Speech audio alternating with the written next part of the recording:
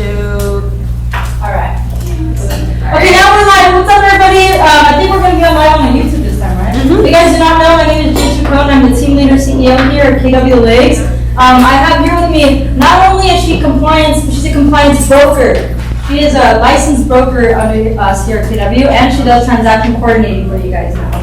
So, this is Jacqueline Cole. Let's give her a round of applause. She's a lot of people's heroes in here. She saved a lot of deals in this market center. Oh yeah, put your phones on silent, please.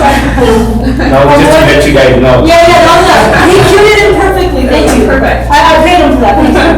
Right on time. Super exciting stuff. We have our truck or treat tomorrow. So you guys are watching this live, do not forget 5 to 8 p.m. tomorrow. We have a free event. We're also going to have small businesses and some food vendors. We have a coffee truck. You're going to be sleepy at that time, right? We have a ceviche truck and a taco truck. Sorry, you guys put a bunch of Latinas in charge, so that's all we got.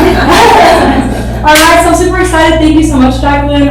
So tomorrow, guys, you don't have to have a trunk. You don't have to bring candy. Just come. Bring your kids. Show up. Maybe you're a kid like me and you want to come anyway by yourself. Do it. Alright? There's a DJ. It's exciting. I'm excited to see how she does things and how she explains the contract process. Because a lot of us, we always take different bits and pieces. I know I like to listen to Gabe. I'll pop in sometimes when he's talking to PC, Sophia. We all have different ways of getting offers accepted. Do you guys agree? Yes. Right? So raise your hands if you guys have written a contract before. Have you guys ever written one? Okay, we have a few people. Perfect. I'm super excited for you guys to learn new methods and take it away, Jacqueline. Thank you. Give her So I'm going to be looking at my thing here, but you guys can follow along on here. If you have your computers, you feel free to open up Car and go through and off yourself, take notes, whatever you want to do. But basically, when you have a buyer and you're going to go write an offer, you're going to pull open this long thing, okay? And so it's going to start with the agency. Every contract, like our buyer's agreements, listing contracts, all start with an agency. So the AD is the acronym in CAR, but an agency form basically establishes our relationship with our client. So if you're the seller's agent, it's going to kind of disclose what your duties are as a seller's agent, as a buyer's agent, or if you're representing both buyers. That gets signed first and foremost because it establishes our relationship with our client and what our role is. So you'll see that on a listing contract, purchase agreement, and our buyer agent representation agreements now, if you guys are getting those signed. And you can. So there's a lot of questions with those buyer representation agreements. You don't have to have one if you're representing a buyer. It's not required. But it establishes your relationship with them and that you're owed a commission basically. If they close on a transaction, you go with someone else. And that's a whole other complicated form, but you guys don't have to have them. I just want that to be known because it's kind of confusing right now. Everyone thinks you need them. You don't have to, but it is great to have them if you can get your buyer to sign one. So the agent, I'm not going to go through each disclosure form, just kind of the basics. The next one in the contract is the Fair Housing and Discrimination Advisory. So it's going to talk about all the fair housing rules and regulations. It's really important to read through this and know what all of those are. It's very strict, so you just want to be careful when you're talking to clients or even presenting offers. You know, we're pretty good in this office. We're very diverse here, which I love so much. But you just want to be cautious of different,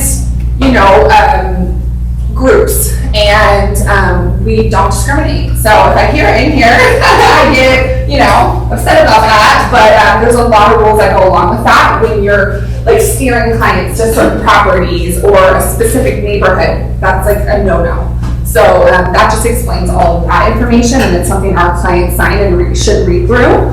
The next form is going to be the possible representation of more than one buyer or seller. This form gets signed every time with our offers, whether we represent both sides or not. So what this means is that the broker could possibly represent both sides as well. So say you have a buyer and you go put an offer in. LaShonda has a buyer, goes and puts an offer on Derek's listing. It gets accepted. We're now in a dual representation. not the agents necessarily, but the brokerages, because you guys are both under the same brokerage. So it's really important, you need to, yes? You brought up a point that I want to ask somebody to listen in on. Sure. Sure. So you just want to make sure this is always signed, and it has to be when you present an offer. But this is for brokerage as well. Some agents think it's just if you're representing, LaShonda is just representing buyer and seller. It's not, it's the brokerage representing, okay? So there's that. The next one is going to be the wire fraud and electronic funds transfer advisory. And what that one talks about for our clients is that there's a lot of wire fraud going on. And so basically tells our clients that they need to be cautious of getting emails from escrow that maybe don't look right or whatever. You just want to make sure that your clients, what I always tell my clients is when you're going to send in a wire for your deposit, make sure escrow has contacted you directly and you check those account numbers with them. Because we've seen it before, some emails are crazy. They look like it comes from an escrow and it's a scam. And buyers have sent money to someone that is not escrow. So I always let my clients know, make sure before you wire in, contact escrow direct. They'll go over the account numbers with you on the phone and you know it's a legit email, They look pretty real. The scammers know like how escrow sends out emails and stuff. They do send the instructions in like protected format. So like they'll send the wiring instructions, escrow will, at least our escrow here will. And so, it's legit, but your clients don't always know that. They just get the email and it's like, oh, this looks like it's where I'm supposed to send my deposit. So just make sure you guys go over that with your clients before you guys go into escrow and they open or they're wiring money. So those are all the disclosures that start at the beginning of the contract. Then it goes into the meat and potato of an offer. So I'm gonna kind of go, not line by line, but kind of what I suggest you do in your offers. Questions you should ask your clients, things like that. So the offer basically starts at the top. It's an offer from your buyer. It's gonna be the property address. And then the assessor's parcel number is right here in the middle. That's really important. It gets missed a lot. And the assessor's parcel number can be found on the MLS. It'll be like the tax ID number or APN is the common word that's in the MLS. You're gonna make sure you put that in there. It gets missed quite frequently and then we have to go back and have everyone initial and all that. So just make sure that's in your offer from the beginning. Then it breaks down the agency relationships again and who's representing who. So it's gonna be, if I was a listing agent, my information would be in there. My broker, if it says brokerage, that's always Keller Williams to Lakes, and then your name as the agent. And then both license numbers. So the license number of the brokerage and then your license number. And then you're gonna wanna check who you're representing. Is it only the seller's agent or is it both? The buyer's agent's gonna fill all this out because you're the one doing the offer, but then the buyer's agent will put all their information here and check who they're representing. If it's both, then you check both. Just make sure you check those boxes. If there was an additional broker, it does happen where you're doing another deal with another agent from another brokerage. There is another form called the ABA that you can add that brokerage on to your offer. Doesn't happen very often, but if it does, you can do that. And then it breaks down all the terms of your offer. So the first thing you're gonna get to is your purchase price. So right now, in the market we're in, do you guys think we have more flexibility with purchase price on our offer or less? More, right? So it is technically a seller's market, but because interest rates are so high, the buyers out there is small. So you do have room. The biggest thing, I probably told Derek this on LaShonda over the couple last years even, if the property's been sitting for a while, that's an indication that you're gonna have a little bit more negotiating room. So I always ask them, how long has the property been on the market? They're like, I'm putting an offer, I don't know what's going on. How long has the property been on the market? Have you talked to the agent to see how many other offers they may have? Are they having a lot of showings? Ask questions. Talk to that agent. Pick up your phone and try to get a hold of the agent. They don't always answer, but try to get a hold of them and, get information. I ask tons of questions and see what they're gonna tell me. They're probably not gonna tell you, if I was a listing agent, I'm not gonna tell you what kind of offers I have. You know, I'm gonna, you submit your offer, you know, that's my job on the other side. But as a buyer's agent, you wanna try to get as much information as you can, so you can submit an offer that's, you know, super competitive with any other offers. If they're like, we don't have any offers, this is the common thing they say, we don't have any other offers, but we have a lot of activity. You're like, okay, cool, that's good to know, you know, so just kind of feel them out, and that will help you to put in your offer.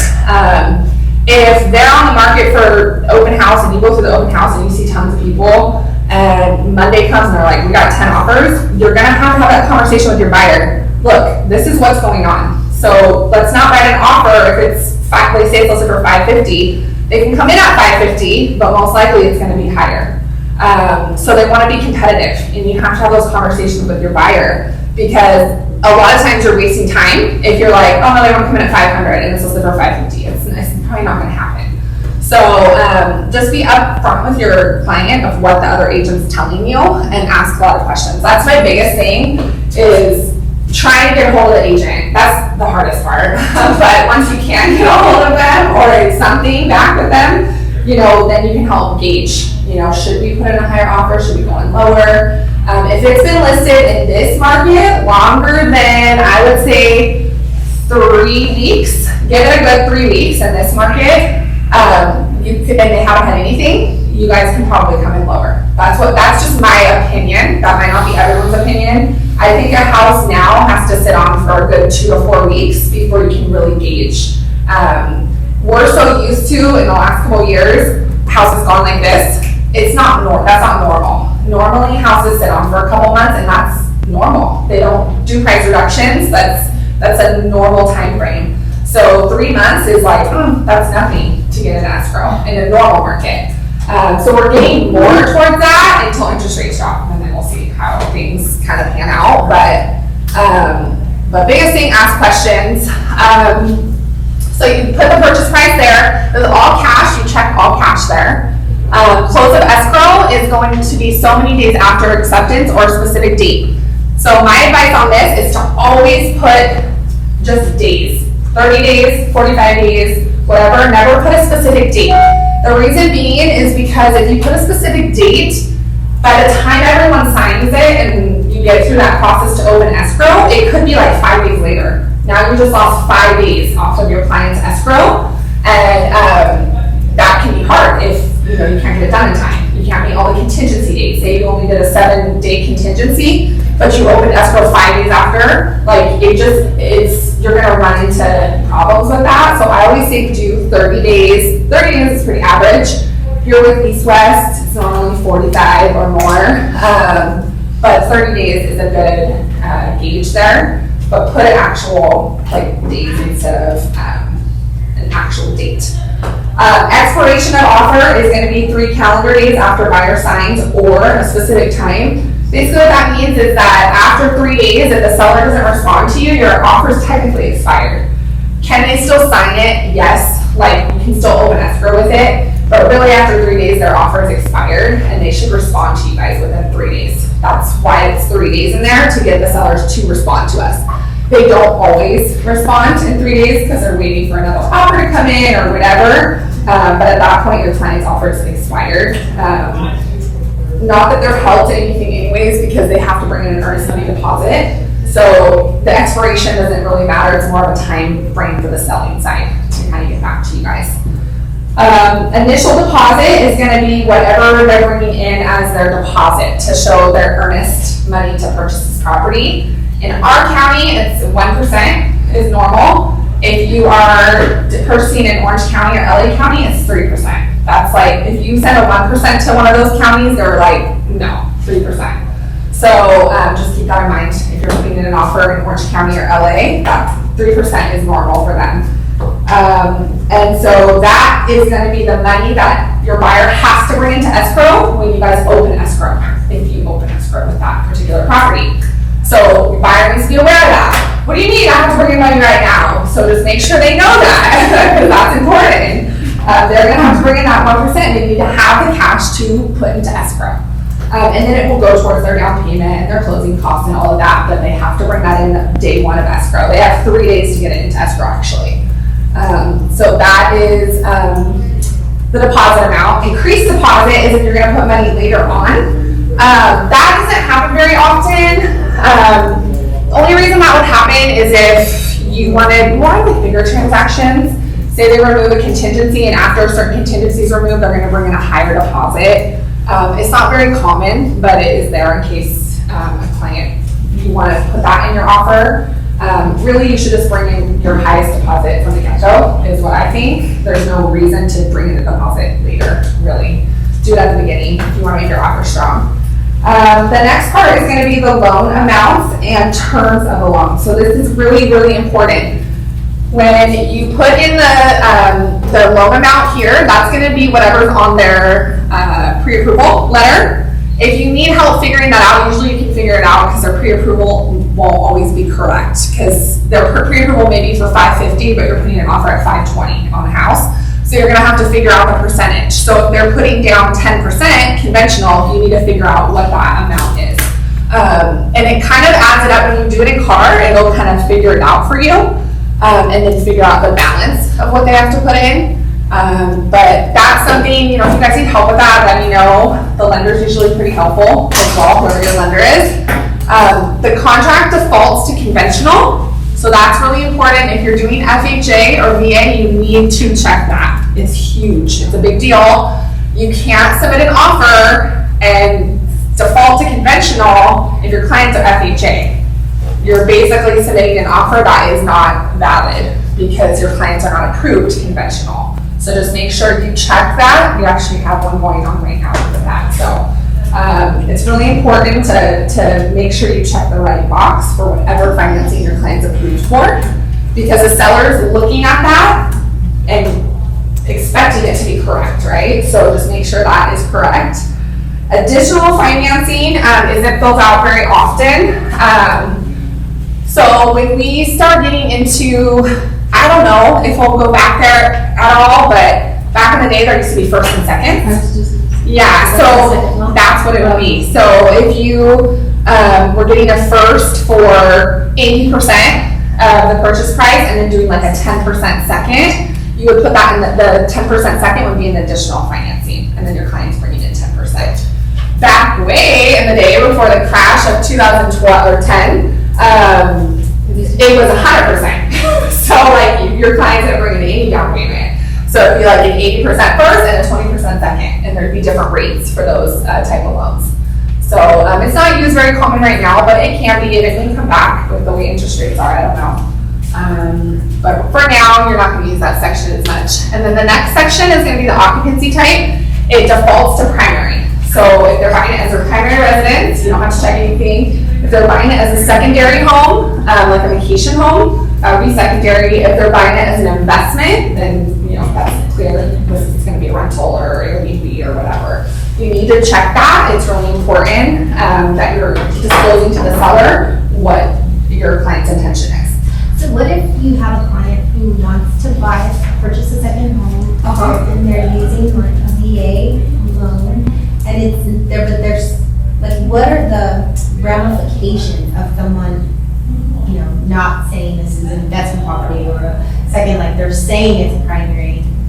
I mean, if they're gonna buy it as, you know, that's hard because VA is technically, I've heard you can buy multiple properties, is to have one as your primary, but then buy another one. It all depends on what VA says you can do. So in most cases, you're supposed to buy it as your primary and say that you're buying it as your primary. If they're like, hey, this is what I'm doing, it's on the client really, but it's kind of like a case we don't want to get involved in. Right, like So- they want me to be the realtor, but I'm like, Yeah, no. If the lender knows like they're buying it as an investment, that's on them, but it's kind of just, I don't know. It's shady. Yes. Yes. Because VA technically is only primary. So, but I've heard like there's stipulations to that because people move and stuff, you know, with like deployment. I don't know enough about that to gauge like what VA says you can use. Because people can have So I just found out recently, people can have multiple VAs at the same time. I didn't know that. I thought you can only have one entitlement, but it's whatever your entitlement amount is can spread out over multiple properties, whatever you're entitled up to. So, you know, I just figured with the prices that we have now, that doesn't work anymore because the prices are high, you know, like you wouldn't have enough entitlement, but some people do. So they can buy, you know, have one already on a house and then they want to go buy use their VA for another house and they're able to and then bring in the difference. Maybe I'll suggest that. So yeah, so maybe do that. Yes, yeah. So yeah, it's kind of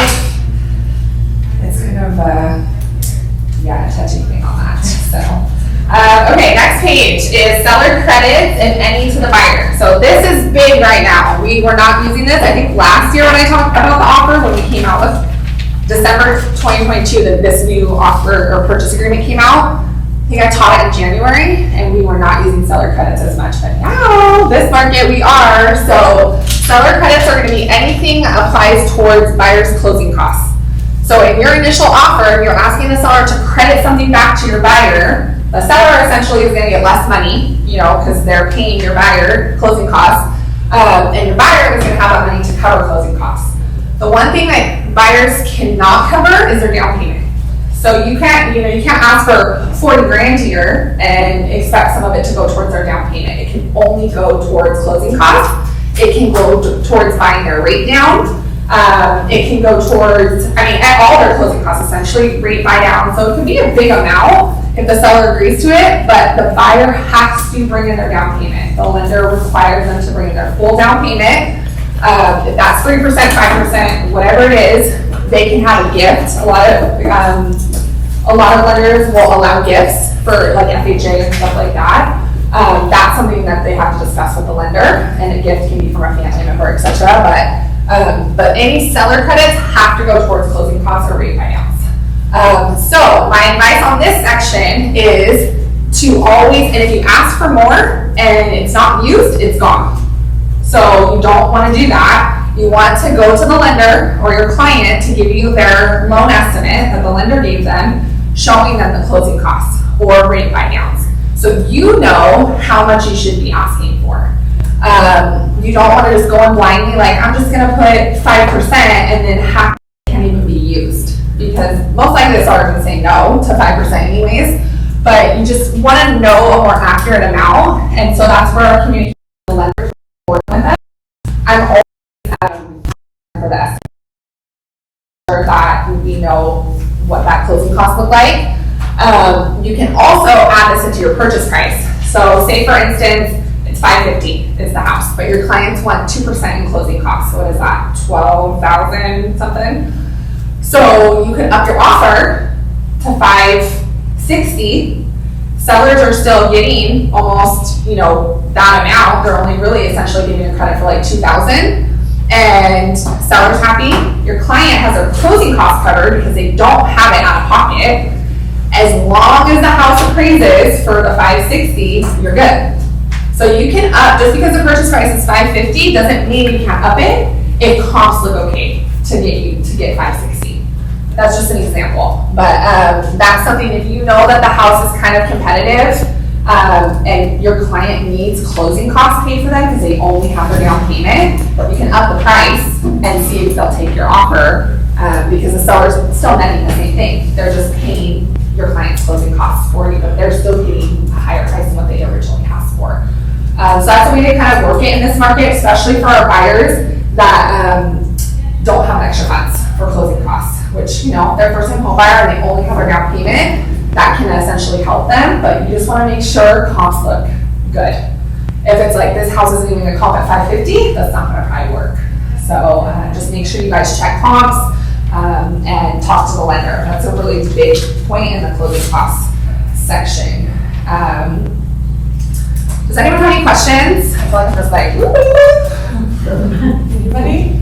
No? Okay. Okay, so additional financing terms is going to be anything additional with the financing. So you're not going to ask for anything else here like termite or anything like that. You're going to only ask if it's something financial. I'm trying to think of a good example that I've seen recently. you could write in here like a rate buy down, that's what they're using it for. Sometimes that's helpful. They know it's not just the closing costs that are getting covered, but the seller's helping buy down the rate for that buyer so that they can qualify to buy their house. So you can put that there. Yeah. Can there be like a seller financing too? Like Yep. a certain amount that the seller could tell you, if it's on them, obviously, they'll finance a Yep. certain amount of money. Yep, you can put that in additional financing terms, and then there's another form that has to be filled out with the seller financing. Because there's different terms that have to be agreed upon on seller financing. Right now, I know what I just saw, assumable loans. So that's a big thing right now.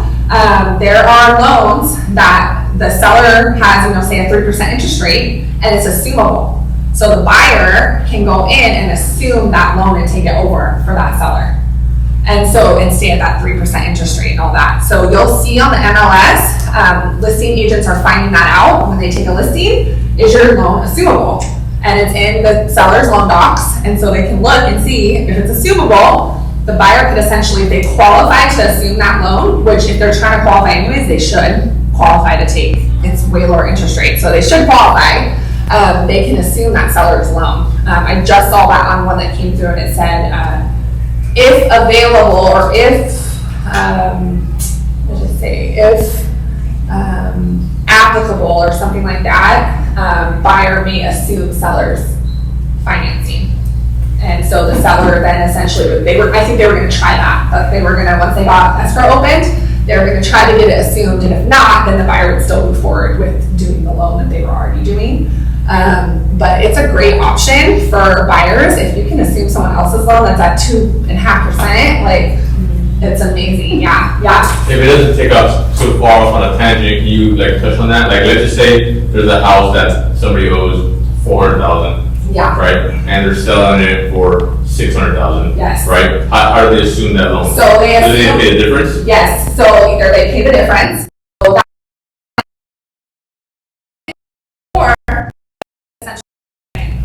so they assume the first, and then they get a second for a certain amount, and then they bring in the rest.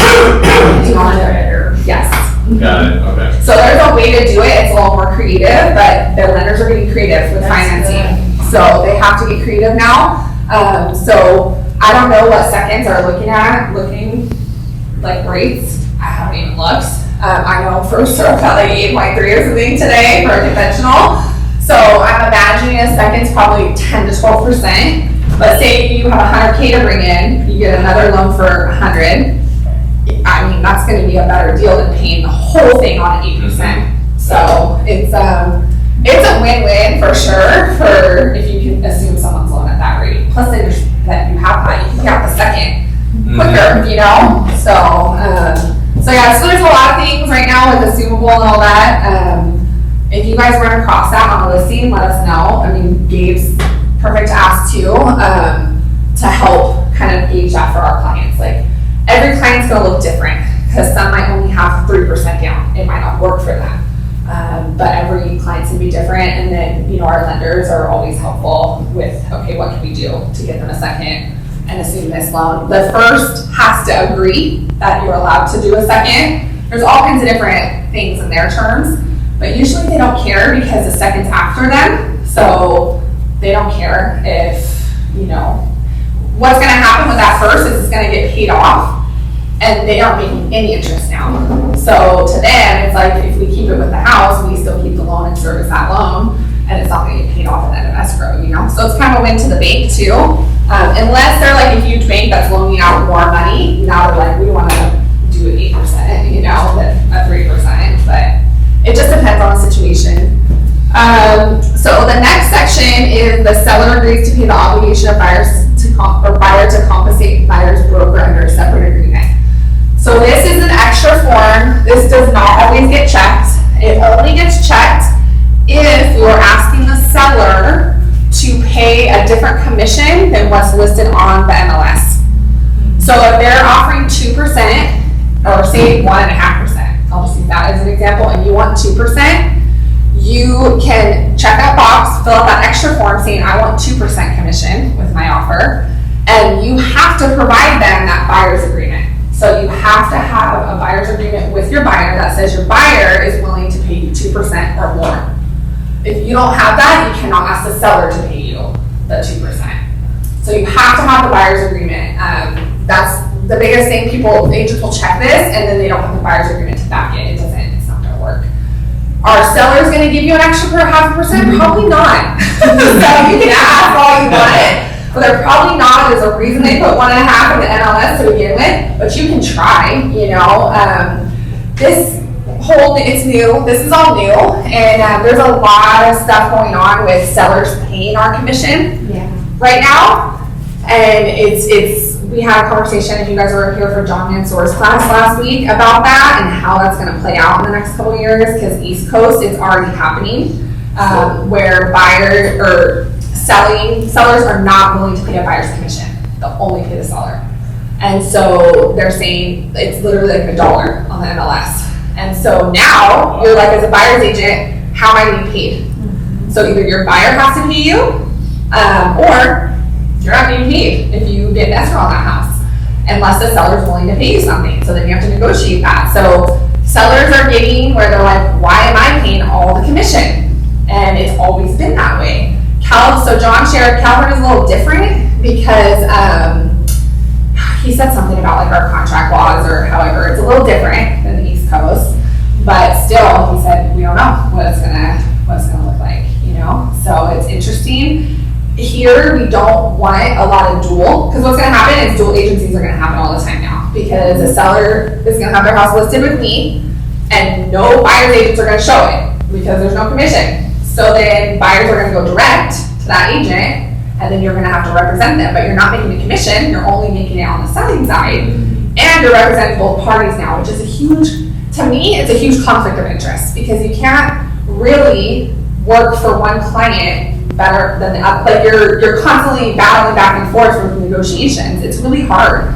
And so I don't think that's gonna benefit the seller in the long run, nor the buyer. So we'll see how it pans out. And buyers don't have the extra money to like pay commission. Hey, I need you to pay me 3% on top of all your stuff you're paying right now, you know? Where sellers usually are netting, especially in this market, they're netting. I mean, I would say most of our sellers are netting a pretty good amount right now, and so they can afford to pay the commission, but we'll see how it pans out. But that is if you are asking them to pay you more. The next sections are all about the verifications of if they're doing all cash, you need to attach that to your offer, show proof of funds from their bank. Always on their bank statements or any account numbers, addresses, black it out. Do not send that to the other side, because it goes through a lot of hands. There's TCs, there's all that, so black it out. If you don't, I mean, it's not the end of the world, but try to do that for your client just to protect their information. Same with verification of down payment and closing costs, same thing, you provide bank statements and verification of loan application. So here you're gonna check, are they just pre-qualified, are they pre-approved, or are they fully underwritten? So who knows the difference between pre-qualified and pre-approved? It's like a soft credit check. Yes. So pre-qual is kind of like what East West does when they come in. So you give them the initial packet with all their information, they don't pull their credit, they just gauge off of, my client says their credit's 700, okay, great. So they just give you a pre-qual and say, yeah, they're pre-qualified for this amount. And if you look at the letter, it even says pre-qualified. Pre-approved is they've ran everything. They've really looked at everything. It's pretty much an underwriter, maybe not an underwriter's looked at it, but the loan officer has, and they've looked at their debt to income, they know everything is good to go, and they've ran their credit. A pre-approval, always their credit's been ran, so that's the difference. So you're supposed to check one of those. You don't have to check any of them, but you should. If you have a fully underwritten pre-approval, I would check that because it looks good. If you have like what's called a DU, the desktop underwriter, it's basically like a system that shoots out an approval. That's golden to give in your offer. It's going to make your offer stronger. If I got an offer with a DU and I could look at that and go, these people are good. Like they don't have a lot of debt, their credit scores are good, whatever. I can see their debt to income. If you send that with your offer, you just want to make sure you kind of like black out certain information, has socials or anything on it. But otherwise, you can send that with an offer and it makes your offer stronger. If you just have a pre-qual, you're like, As a listing agent, you're like, oh, hopefully they're good, you know, like you have no idea really. So it kind of just got looked at quickly.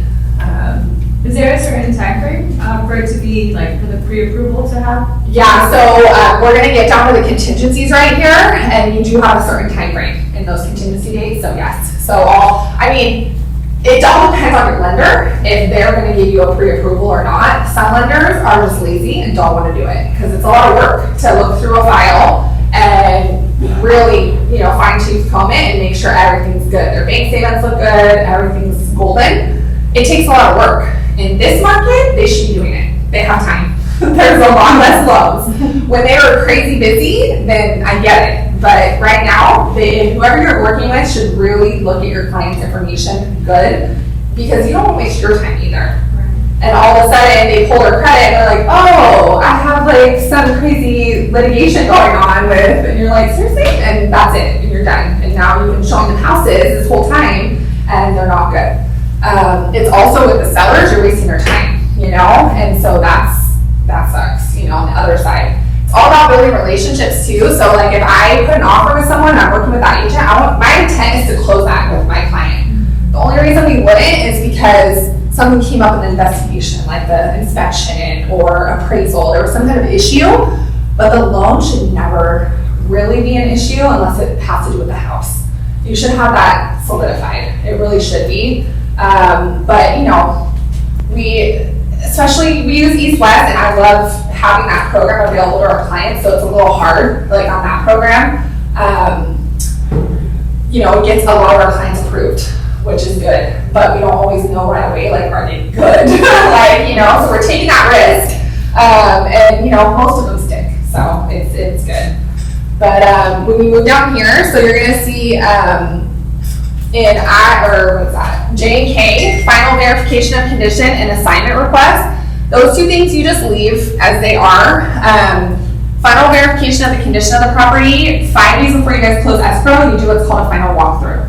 And so 5 days is, we usually do that about 5 days before. And it's just to check to make sure, the condition of the property is the same as it was when you did your inspection last time you were on the property.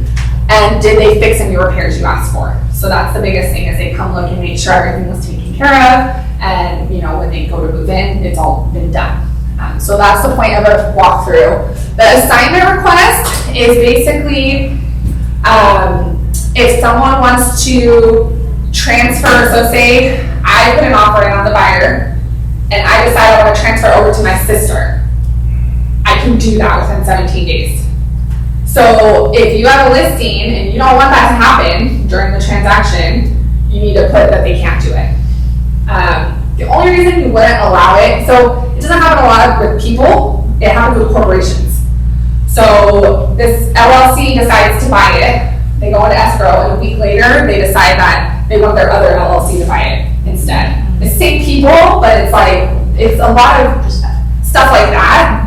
The one that I've come across, it's never, or they put the offer in as like husband and wife, but now they want to change it to their trust.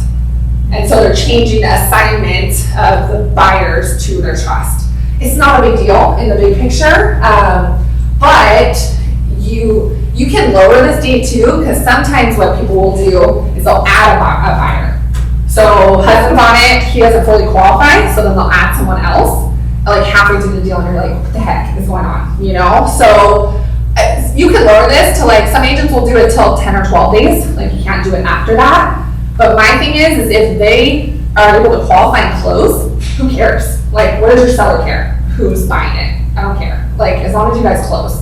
So if you're kind of restricting them and saying, I need to add my wife now because I don't qualify, and you're like, too bad, we passed the date. Why would you do that if they now qualify? You know what I mean? So you're gonna want to close it. So I leaving that at 17 days is good if you're leaving everything else at 17 days. So these are all the contingencies that are in a contract. Our California contract favors buyers, 100%, hands down. Buyers get the favor in the whole contract. The only way a seller can back out of a contract, and this is really important when you take a listing, when your seller signs that offer and opens escrow, they cannot back out. There's no reason for them to. They can't say, I don't want to sell now. It doesn't work like that. The only way they can back out is if they had a contingency in place that they were purchasing another home and they can't buy that home now. That's the only way. And so that's really hard. I know I've had this conversation with lots of agents and I'm like, they're like, it's not fair. I'm like, I know it's not fair. Like, I never said it was fair. It's California contracts. Like, it is what it is. It's like renters and tenants. Like, renters can live in a house for 6 months before the tenant ever sees a penny. You know, it's the same thing. So when you are listing a property, I know this isn't part of the RPA, but when you have a seller, you need to make sure, I always talk to them about having an exit plan. Where are you going? Are you sure you're not gonna buy another house? Like, what's happening with you? Because if you don't have that conversation with your seller and then a week into escrow, they go, you know what, I changed my mind. They cannot do that. You better hope that those buyers don't qualify and get cancels. Like, that's the truth. So just make sure you guys have those conversations with your sellers, because they just assume they can cancel. Like, well, the buyer hasn't removed their contingencies yet, like, we want to cancel. They can't. They can if you move through a process of steps because the buyer's not performing, but it takes it's steps to do that, you know? So just make sure you guys are aware of that. Contingencies. Okay, so there's all these contingencies. I'm not gonna go through each one, but the 3 biggest ones are loan, appraisal, and investigation of property.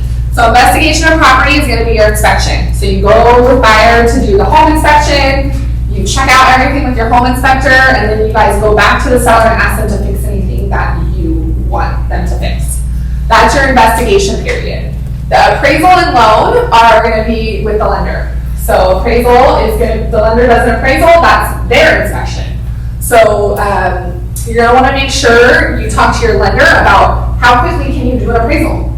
If they're like, we need the full 17 days, then keep it at 17 days. But if you wanna make your offer more competitive, right now, appraisals are being able to get done in 10 days. So you could lower that contingency and make your offer, more competitive. It all depends on which bank you're working with, but you could get that lower. Some lenders will say, I can get it fully approved in 10 days. Okay, then put that as your contingency. The thing with contingencies is they have to formally be removed in writing. So just because you've hit the 10 days doesn't mean the contingency was removed. It has to physically be removed in writing, and you're supposed to remove it on that 10th day, but if you say the loan is delayed or whatever, you can get an extension, you can ask for an extension.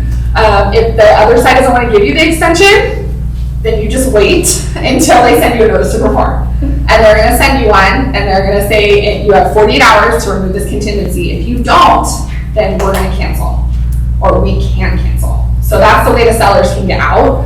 The buyer's not doing what they're supposed to. I've had this conversation with Oscar about our job is to protect our buyers.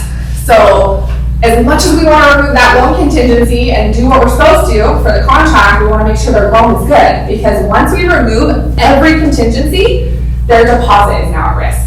And the seller can keep their deposit, and they will get their deposit. I just went to court last year for one, and my sellers got their deposit.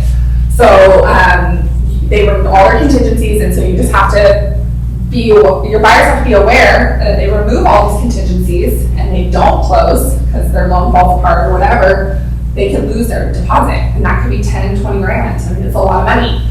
So I always try to have a clear to close. That's the goal from the lender. It's clear to close. We're sending out loan docs. We're closing.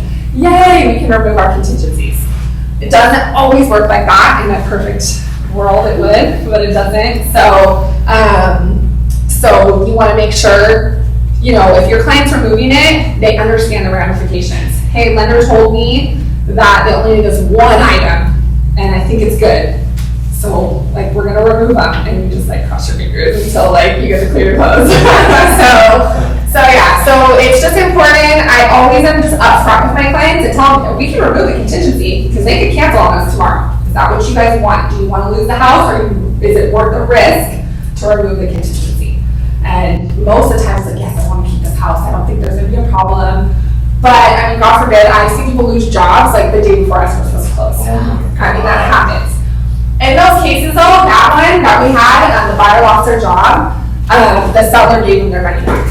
because they felt, what are they gonna do? Like, they felt awful, like, they're like, that sucks, we're not gonna keep your $10,000 now, and you just lost your job, it really was out of their control, you know, that was during COVID. So, you know, it all just depends, but they do have the right to take your deposit. And if you as a buyer are kind of just being like, not updating, that the biggest thing is communication, like updating the agent. This is what's going on, and if you're not, it's like, come on, like it fill us in, like it's like pulling teeth.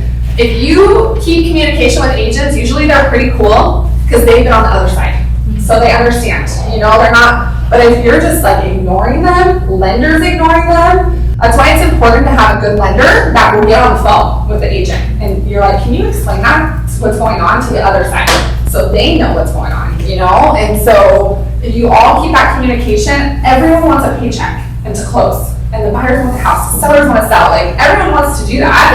It's the goal. So let's all work towards the goal, right? And so, but you know, that doesn't always happen. So anyways, those are all contingencies. One thing to keep in mind, this just happened to us the other day.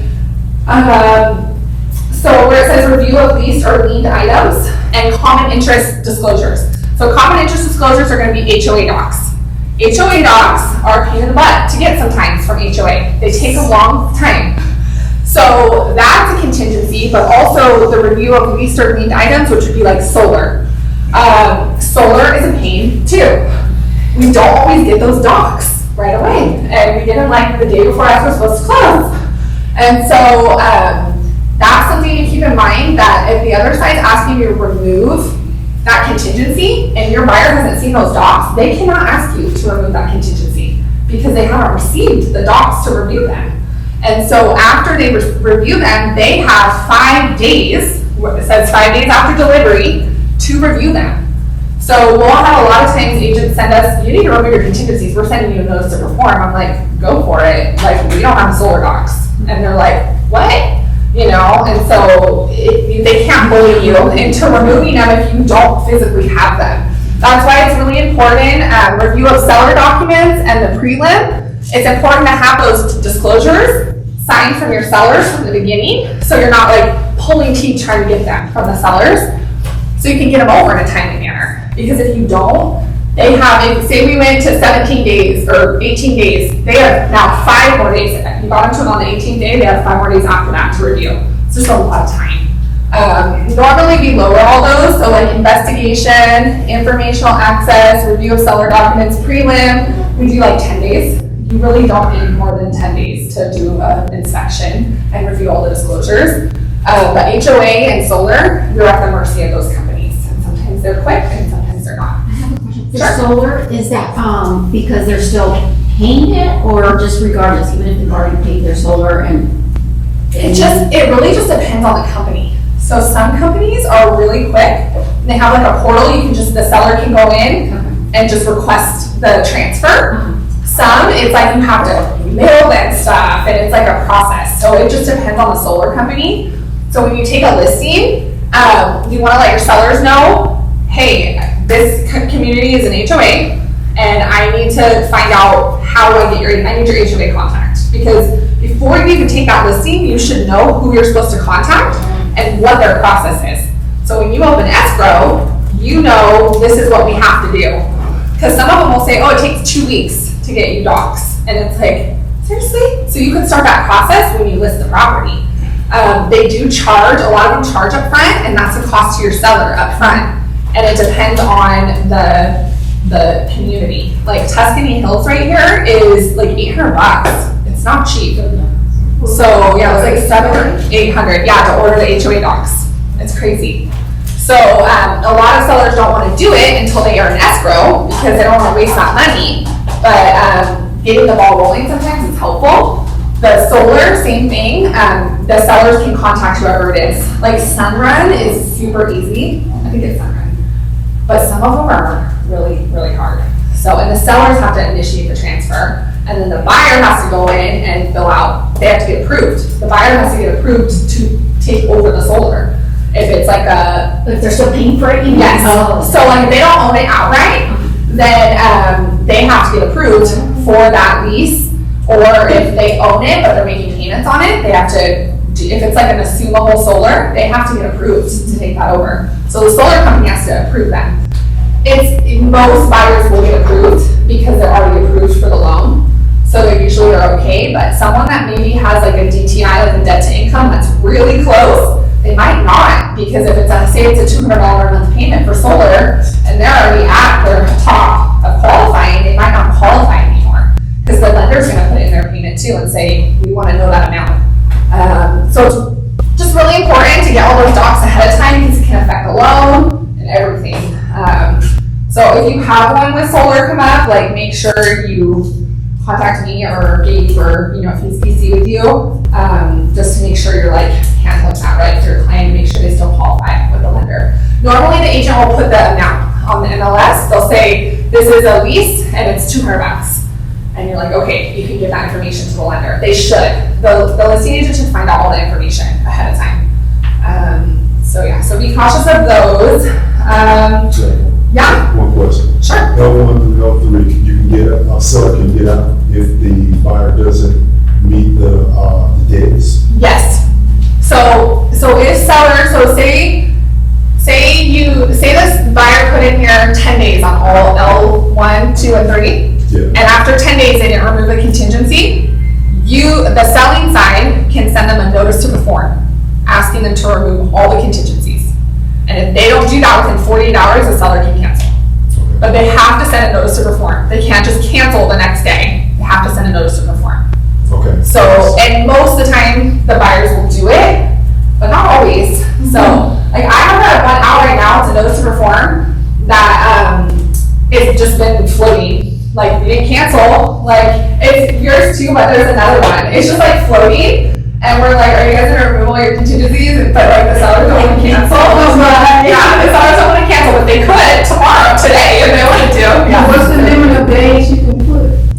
On the contingencies, so you can put whatever you want in there.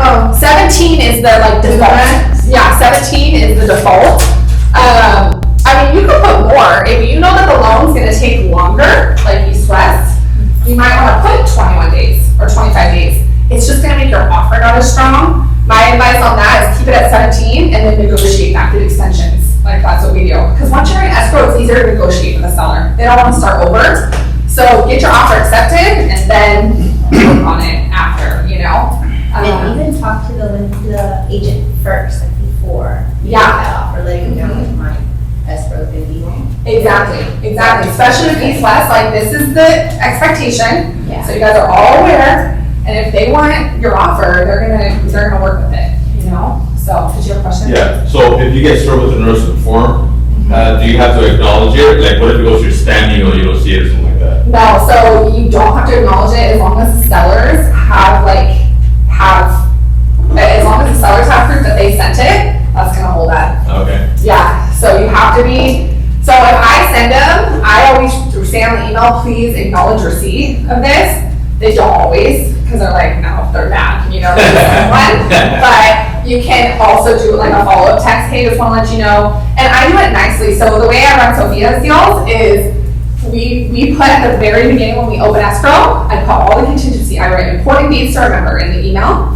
And I say to the other side at the bottom of my email, I just say, for contractual reasons and to protect our clients, you will be issued a notice to perform if you don't meet these contingency dates.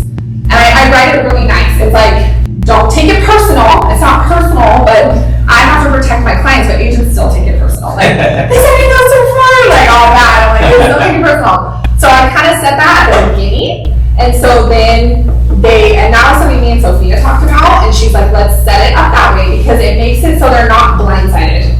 This is what we told you from the beginning, and we're only doing it to protect our clients. Sometimes they'll let us know it's just something's a hiccup on our loan. Okay, then we might not send them one because we know they're trying to work through it. But if they just ghost us and we're gonna send them one. And sorry, like you're getting one now. We have to protect our clients. Because they're going to lose more money the more time that goes on. They're paying more payments and all that. So it's important for us to send those, and you don't have to act on them. It's more just, hey, get it together, and then seller can cancel if they feel like it, So it's just the process. That's how I write it, like it's contractually, this is what we need to do on our side. So usually they're like understanding of that. Okay, let's see what else. Let me get to this last page because we're already this time. Okay. Okay, big one right here, L8, is the sale of buyer's property. If your buyer has to sell another property to purchase this property you're putting an offer on, you have to have that COP form attached to your offer. If you don't attach that and your buyer does not qualify without selling their other house, that's a problem. You're basically submitting like a fraudulent offer because your buyer doesn't qualify. So, and it's super small, it's ridiculous, but it's this COP form, contingency of purchase, is that they have to sell their house. And you attach that with your offer. That whole form kind of breaks down, is it already in escrow? Is it listed? What's going on with their property? But the seller that's looking at your offer needs to know that that's part of their approval. The next couple sections, so time of possession is set to when we record. So say we record at 4 p.m. on today, then your buyer gets keys. If you check or 6 p.m. or a different date, then that would change. But the contract says as soon as it records, you'll get an email from escrow that says, we have confirmation of recording, and that's it. Like it's done, it's now your buyer's house, and the seller needs to hand over possession, unless you guys have some kind of agreement in place, which is these other two forms. So the SIP is if the seller is gonna stay in possession 29 days or less, and the RLAS is if they're gonna stay in possession longer, 30 days or longer. If it's 30 days or longer, it becomes a lease, and their relationship becomes a lease, which has a whole other ramification of terms. So in our office, we don't frown upon it, you can do it, but we'd rather you try to do 29 days or less, because it's just bad if you're letting the seller stay longer than 30 days. You're now putting your buyers at risk that those sellers are not gonna leave. And a lease is different. That RLAS form is different than the SIP. The SIP is like they call it a certificate form, so the rules are different. You don't have to go through like the whole eviction process, it's just different. So say the seller after 14 days says, I'm not getting out, it's a different process than going through the whole eviction process. So try to do it 29 days or less for your buyers. Preferably, the sellers are out before you guys even record, and you don't have to worry about sellers not getting out, because that does happen. So this section, if it's tenant occupied, that is a big deal. And there's another form that you have to fill out. Are tenants going to stay in the property? So say you have investors buying it and they're going to take over those tenants. That's totally fine. If they are not, and the tenants are supposed to be out before your buyers take possession, you better make sure those tenants are out. That's all I can say, because it's so bad. I've seen some really bad ones where we close, buyers get the keys, and tenants are not out. Well, now seller is like, bye, see you later, and they don't have a lease agreement. Our buyers don't have a lease agreement with those tenants. So now what do they do to get those people out? It's messy. So when biggest rule on tenant property, tenant occupied, when you do your final walkthrough, you can tell if they're moving. Like if they're like, we're moving, and they're stuck anywhere, they're probably not gonna be out in those next couple of days. Do not close escrow. And we've held up tons of escrows here where we just sit and say, and even I would add, in the next spot down here, there's like a little additional terms. If it's tenant occupied, I would say property to be delivered vacant to buyers. And that's part of your contract. And you will not close escrow until it's vacant. There's no reason those tenants shouldn't be out a day before, and then your clients can get it. That the seller deal with. Exactly. Because tenants have their own laws now. They do. Well, and sellers, and they want to close, and we've had it in here before where it's our buyers, and sellers want to close, and they're like, no, you can't hold it up. And we're like, yes, we can, because we wrote on there that we're not closing until it's vacant. And we just went by yesterday, and the tenants are not moving. Like, we can see clearly there's no boxes anywhere. Like, nobody's moving.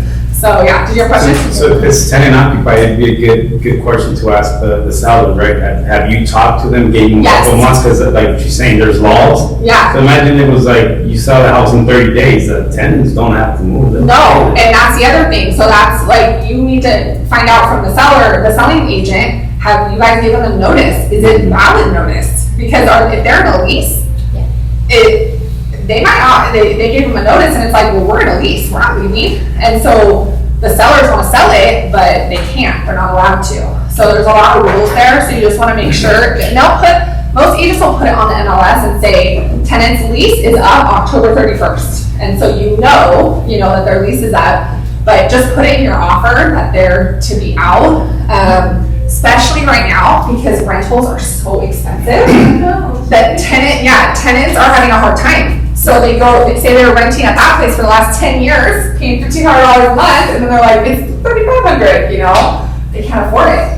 So they're freaking out, as much, and it's really sad. I've seen actually a lot of sad stories with tenants, because they're like, they just don't on the market, and so. They didn't let them know. Yeah, so just be cautious of that. If you guys run into a tenant occupied, please come ask me about it and get all the details. We'll get all the details, because we've had some messy ones in here. So the next parts are just delivery of documents, things like that when you have to have those things, the seller has to have those things done.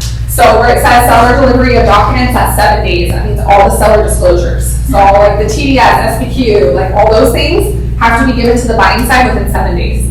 The escrow, sign and return escrow instructions and all the escrow stuff within 5 days. Pay for HOA docs. So time to pay fees for ordering HOA docs. So that's a big one. A lot of times sellers don't pay that right away, and they're supposed to per the contract within 3 days, because those can take a while. Installing smoke detectors and water meter racing. So that's a big one. Appraisal is always going to look for the smoke detectors and the water meter. So just make sure it's done when you take a listing. And if you're the buyer's agent, you go to do your inspection and it's not done, don't let the appraiser come out yet until that's done, because the appraiser is going to have to do a re-inspection if it's not done. And the rule is smoke detectors have to be in every single room, so every single bedroom, and in the main area, there has to be one. And they have to be on each floor. So, single story, 3 bedrooms, four total smoke detectors. And 1 carbon monoxide in like the main area of the house. If it's a 2-story, you gotta have 2, so 1 in each section of like whatever's the open space in each floor, and then each bedroom. And then 1 carbon monoxide on each floor. Each floor. And then water heater has to be strapped, for the earthquake. So just make sure that. And then, evidence of respective authority 3 days after acceptance. So that means that, say the seller's in a trust, they have to provide within 3 days to escrow. We usually don't get copy their trust and stuff. So we know that they're like they can sell, basically. So they have to do that with escrow. Okay, next page. This is the last page. That's like the meat of the contract. The top is going to be items included and excluded. So it automatically checks bathroom mirrors, because that became an issue. People kept taking mirrors, I guess. So they automatically check that, but nothing else is checked. I advise you to check the stove every time. Check the stove, oven combo, and check the microwave if it's attached. Because believe it or not, people will take stuff and then they'll come back to the contract and say, well, you didn't check it, but you wanted it. It's like, well, it should have stayed. It's like fixed, doesn't make exactly the thing. So those are big things. If you know the refrigerator and washer and dryer are gonna stay, you can check those too. On the flip side, if you're a listing agent and you're reviewing these offers, make sure you check all these boxes and make sure that your client is aware they're giving away the refrigerator or the washer and dryer, and they're okay with that. I've seen this not countered out before because the agent just missed it, and all of a sudden the buyer's like, hey, where's the refrigerator? And the seller took it, and now the buyer's like, it's ours. We asked for it on the contract. Literally this has happened, and they're like, well, we're not giving it back. We already sold it or whatever, and now we're in this big issue. So just make sure you're, on each side, you guys are aware, and your seller's aware. Yeah. And then the rest of the stuff is all costs. Who pays for what? Buyer pays for this, seller pays for that, who pays for what? So in a normal rural offer, the seller is gonna pay for a lot of it. If you wanna make your offer a little stronger because it's competitive, I would suggest maybe the buyer paying for the home warranty over asking the seller, because you know there's multiple offers, so that saves the seller a little bit. Really, most of these though are escrow and title charges, and they are split between the buyer and seller. So like on natural hazard disclosure, the seller should pay for that, and it's gonna be environmental. You always wanna get the environmental report for your buyers, so make sure you check that. And then in this middle section where it says blank report, you can ask for termite there. So if you want your client, especially if it's FHA financing, your clients have to get termite. There's like no, like the lender's gonna want it. So you ask for a termite report and section 1 clearance in that report section. If you guys don't care, you don't have to get a termite, but that's where you put it. Seller pays for smoke alarms, carbon monoxide, water heater bracing, that would be seller. And then Q5 and Q6 are gonna be government required point of sale inspections or remedial actions. So you would ask the seller to cover these, but where they come into play is if there's any kind of FHA repairs that need to be fixed. If I'm on the listing side, I will remove this from every offer. I will never agree to it until we know what the inspections look like. Because if you as a listing agent agree to these things, it could be a can of worms of open-ended repairs, especially if it's an old house. Because what that's saying is that if, like, say it has old plumbing or something like that, and the appraiser calls it out, your seller's now agreeing to fix all that stuff, and they didn't even know until you guys go into all the inspections. So if you're on the listing side, remove it, never leave it, and if you're on the buying side, ask the seller to cover it, and then see what happens. So escrow fee is going to be each to pay their own, and you're going to put Lago if you're on the listing side. You can even put it on the buying side. You guys are gonna write Lago escrow. Yes, you're gonna write Lago escrow. Okay. So even if you're on the buyer side, write Lago. They might have, this agent might be outside of the area and their escrow's in LA, but the house is out here. It's easier to use an escrow that's in the area where you can go in and meet the escrow officer, sign the docs, all that stuff within an hour range. Like you don't want to be going all the way to Ventura, an escrow. So put it on there. The worst the seller side is going to say is no, we're using our escrow, which happens pretty much most of the time, but you might as well put it on there. Owner's title policy is going to be the seller. Is going to pay that, and I use lawyers. Lisa is my title rep, so I use her. I always put her in, and if they want to use their title company, that's fine. Seller can use whoever they want. They get the ultimate choice, but you can put that in there. Buyer's lender title insurance is always the buyer because they have to have their own title insurance, which is why the seller pays the owners. So they're each splitting that essentially. And then county transfer, city transfer, those I always put as seller, but it doesn't always apply to every city. Usually county does, that always applies, but in city, it just depends if the city has a transfer tax, but still put it. And then HOA, the contract defaults now to HOA fee for preparing disclosures is the seller. So that HOA fee that's paid up front. And then the certification fee is, it's usually not that much, but that defaults to buyer now, if there is one. There isn't always one.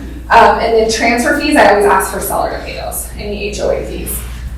And then, rolling down private transfer fees, it defaults to seller, so you don't have to change that. If there's any other fees, what you do have to add in here is if you hire a TC and your client is paying the TC fee, not you, but your client is gonna pay that out of their closing costs, you have to put it on here for your client to see and the amount. So they're aware that they're being charged $450, $500, whatever it is.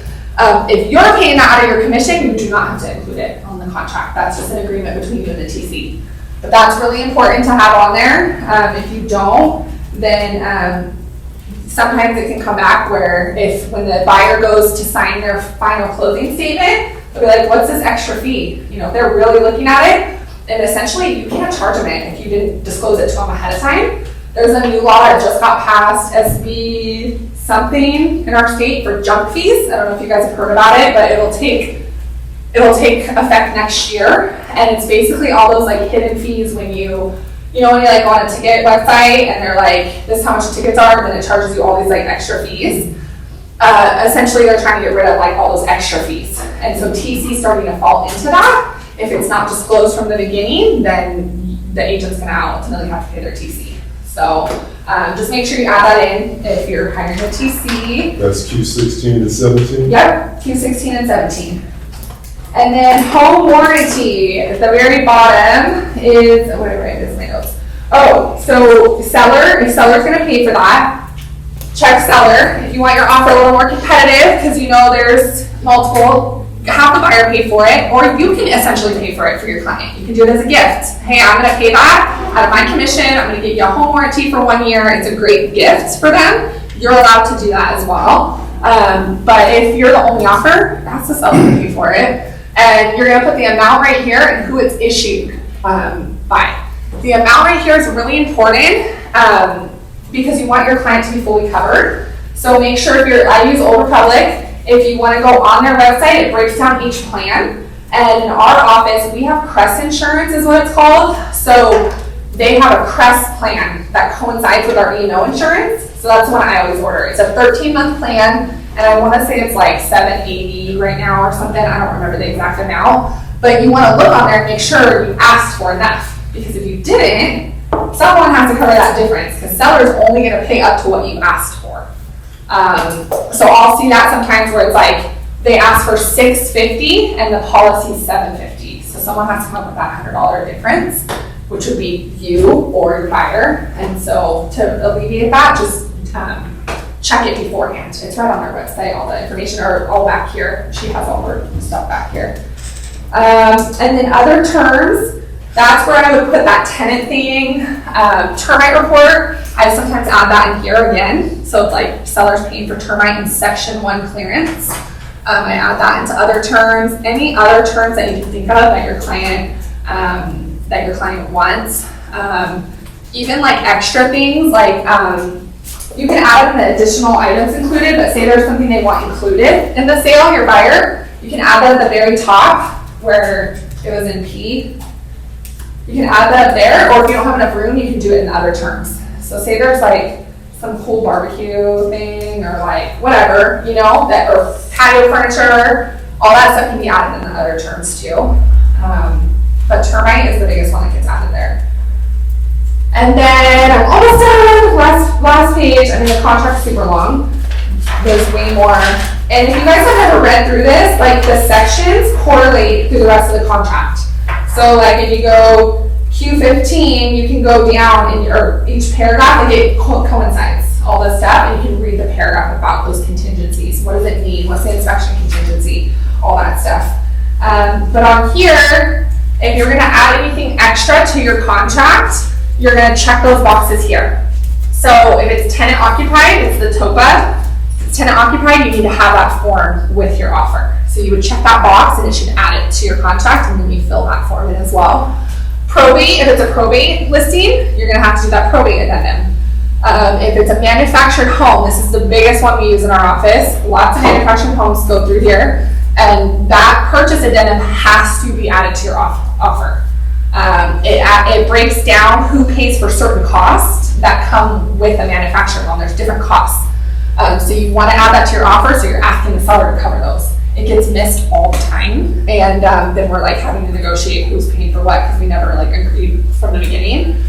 Tenancy in common, that's not very common out here, or stock cooperative or mixed use. Those are not common. If you're doing a deal like that, you're gonna have someone doing it with you. I would be, because I don't do those at all. They're different kinds of transactions. Stock cooperative is like owning a percentage of a property. It's not very common out here. It's common in other states. And then the rest of the other addendums is gonna be if you added like an addendum for whatever reason to your offer with some more terms. You're not gonna really do that. But some of these other ones you might. So a short sale addendum, if it's a short sale property, you're gonna add that. Court confirmation, that's more like a probate thing. Sellers intend to exchange, that's a 1031. So if if the seller is doing a 1031, that form needs to be added to the offer, and the MLS will tell you if the seller's doing that. The biggest one you're gonna check down here is the septic well, property monument, and propane addendum. So if you're doing a property that has a septic tank on it, you need to fill that form out. You need to ask the seller to look at the septic tank for you, basically, get it certified, and pump it. You need that done before your buyers move in there. So that's big on septic. If it's on well, there's certain things for that, doing like a certification test for the water. You're gonna wanna ask the seller to take care of that. Property monument is gonna be like the land. So if like say it's acres, and you want them to tell you where the acres, where the lines go, you're asking the seller to mark that, basically. And then the propane is if it has propane on the property and what's gonna happen with that. That's a big one because there's a lot of propane out here, and some of the tanks are leased, some of them are owned, and some of them restrict you on who you can use. So if the tank is owned by a certain propane company, you only can get propane from them. So you wanna make sure you know that your buyer is aware of that and what's happening with the propane after the sale. Can you get rid of that propane tank and get another propane tank in there? You wanna find all that information out for your buyer. But on that addendum, it's gonna ask the seller to provide all that to you. So you wanna make sure you attach that to your offer. So that's it. Oh, I think there's one more thing I put in. I did my little notes. I mean, all of the rest of it is a lot of paragraphs of fun stuff that match all the stuff we just went through. But at the very end, let's scroll down. Really important if you, okay. There's a couple more disclosures at the very end too, like how we had at the beginning, that they have to sign. But at the very end, it has entity buyers. So this is where your buyers are gonna sign. Everything else is pretty much initials to the contract. But if they're entity buyers, such as they're buying in a trust, you check that little box, and then you're gonna put the legally authorized signers' names, and you're gonna put the name of the trust right here. If you do that, you don't have to do more paperwork, so it makes it easier. So if you do that from the get-go, just fill it out that way, we're good to go. We don't have to add an extra disclosure in later. Same with the sellers at the bottom. It has seller entity. Where's that? It's like kind of small. Right here. See that screen, it's too small. Entity sellers right here. So if the sellers, when they give you guys the offer back, they should check this and put in their information as well. You can even type it in as a buyer's agent because it'll show it on the listing. It'll show it on the tax record, who owns it, it's in a trust. And so you can check that. So that's really important at the very end of the offer to make sure it's like put in there. If it gets missed, it gets missed most of the time. We do an extra form. It's called RCSC, and we have to put that information in there. We have to disclose it's a trust or an LLC or corporation, anything like that. It has to be disclosed. So yeah. So that's, I think that's it on the end. This is a really cool just cheat sheet, and then I'll let you guys go. Buyer's investigation. I always tell my buyers to read this. Read this buyer's investigation because it's pretty much everything they should be finding out about the property. This is all their investigations. So it kind of goes through like each thing. This is what we're looking at in our inspection. We're going to look at the foundation, the roof, all those things. But then it goes as far as like you're going to find out about the seller's going to give us a disclosure about the square footage. You're going to get a prelim with all the title history. It goes through like all this stuff and what they should check, because there's even stuff on here like building permit, zoning, all that kind of stuff. Like they should look into those things, and it's kind of advising them. It's not taking it off of us, but it's kind of advising them these are things you should look for when purchasing a home. Have you checked all these boxes? And so I always tell them to read that because it just helps them understand like what they're looking for, you know? So yeah, so that's kind of like, here, do this. I try to help them, especially with permits, like I'll go on websites and look up stuff like that. If you know there's an addition, I try to go on, like, Riverside County or whatever and help them as best as I can. But this is really informative. Or like termite, a lot of sellers don't know. They're like, what's a pest control inspection? What's termite inspection? They don't know. And so that's our job to kind of explain that to them. This is why we're getting the termite inspection or why we're not. You know, do you guys want to get that inspection? Say the seller doesn't want to pay for it, they can get an inspection themselves for $80. Do you guys want to do that? This is the reason why you would do that, to make sure, especially if the home inspector sees damage, I would highly advise that, so they're aware, you know? They can't come back on you and say you didn't tell them if you did tell them, you know? You're disclosing everything to them. So I always give them the option to order a termite inspection if the seller's not gonna pay for it. Just let them know. And then in this office, I make them sign a waiver if they don't get one. So we're clear. Yeah. So there's a form we send out that excludes, or if they don't do a home inspection. I also, with its land, I like them to sign a waiver that says they're not gonna do any land inspections. Because that happens a lot. People buy land and they're like, I don't need to know anything about it. And it's like, you probably should, but okay, like I'm just the agent. So they have to sign a waiver saying they did not get any inspections done. No boundaries, no perk tests, nothing. And so I'm pretty adamant about that. When we close a land deal, I want them to sign that waiver. It just protects the agent too, you know, that they told them they should get those inspections and they chose not to.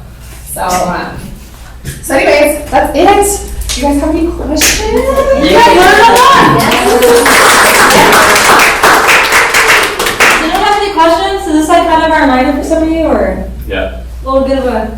It's a good reminder though. Make sure you're doing things right? Yeah. You're at home questioning things. Especially if you. I've been seeing this question. Not a question, but a comment. Sophia had commented and she wanted to say thank you, Jacqueline, for all that you do. Oh, thanks, Sophia. Come back. Free stuff. Have fun. Buy me things. All right, guys. Any questions? I have a question. Yeah. On Q15 for the TC, Yeah. have you had anybody at all question you why are you paying for that? Isn't that your job as a realtor to know what's going on? Oh, they can. Yeah. Yep. So basically, when it comes down to that, you can say, I hire a TC to handle all that because it's a double set of eyes on my file. But you know, some buyers will fight it, you know, so, or they'll say, you pay it then, if you want it, and then the agent needs to pay it and cover it, you know. Most of the time, I would say 90% of the time, no, they don't say anything, but Because they don't know. they don't know. And then the reason I brought it up is because if you really think about it, it should be the agent's job to let them know though. Because I'm not trying to take away the TC job, but as an agent, you need to inform them that, hey, this is, because I would feel guilty if she came back to me and said, Sebastian, how come you didn't tell me that this was from a contract that you're supposed to kind of know for me? That's an extra job that you're giving somebody else to help me. Yeah. So I'm just saying to. I don't see it that way, to be honest. Well, I'm gonna chime in on I that. see it. I was gonna chime in on that. You can chime in. Chime in on that. So that's one way to view things, or you can view it as this additional, it's compliance eyes. You guys are dealing with the most legal aspect of someone's life with minimal schooling. Like, what's an online class? Half of us here went to online schooling and went to take a state exam. So yes, you're dealing with people's lives. So overviewing this contract is, I tell everybody in the buyer's consultation and my listing presentations, I let them know I have a team with me. And I have a transaction coordinator that we're gonna be working with that's a broker, who's broker to make sure that every single paperwork that any contract that you're signing is reviewed by a broker or a secondary set of eyes. Like this is part of your value as a realtor, so this is part of my team service that you provide to you. So that's a different way, like don't feel guilty, this is a service, like this is a second set of eyes that are helping you. And yes, most of the time I do pay my own sometimes, or sometimes people could pay it. If they question it, I'd be very honest about it. Like just be very straight up. This is a secondary person. Well, and on the buyer side, so like for this particular case, because you're on the buyer side, the buyer's not paying you commission, the seller is. So essentially the buyer's paying a TC fee, but not your fee. Right. So, you know, so that's. So my services are free, the only thing you pay for is to make sure. Is to make sure, to have like an extra set of eyes on the file for you.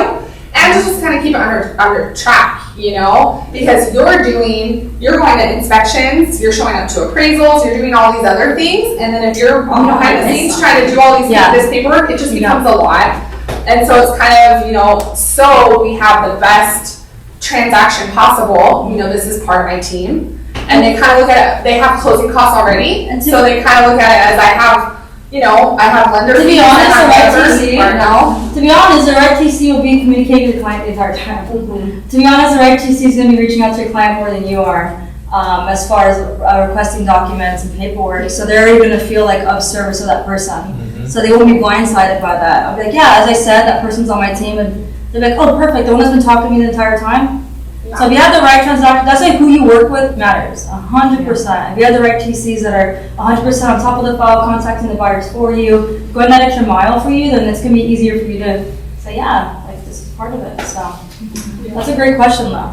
Don't feel guilty, though. No guilt, and it makes perfect fine sense if you disclose it. That's what I'm saying, because a lot of guys, it's like me, when I buy or sell, sign here, they're just going over, you don't know nothing. Well, and It's that's why it's nice important to to have it in the contract. So they're not blindsided. When they go to sign the contract, it's like they know from the beginning that fee is being charged to me. If it's not in there, and then halfway through you put it on the closing sheet, and you're like, oh, make sure you guys add that in escrow. Don't forget to add my fee in. Well, then now it's like you're hiding that fee later on, and they weren't just close it up from the beginning. And the reason I asked was because I didn't know. I didn't know if that was even possible, because I thought when you hired a transaction coordinator, it was for your interest as an agent, because you don't have the time, and because you're an expert. No. Not because of. That's the reason. No, and every agent does it different, and every transaction's different. Some people just pay it themselves. Some people pay it themselves, and then some people, they'll pay it on one deal, but then on another deal they're not, for whatever reason. It all depends on maybe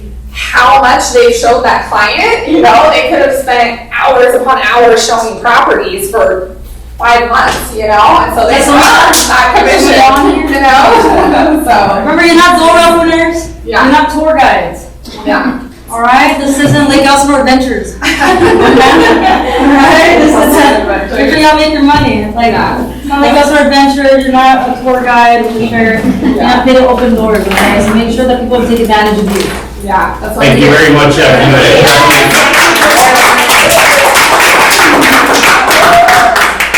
Trunk or treats tomorrow. Be there, be square. 5 to 8 p.m. I'll be dressed up as either an astronaut or firefighter. Not sure yet. One of those. Bye. I'll never dress up as a police officer. Never.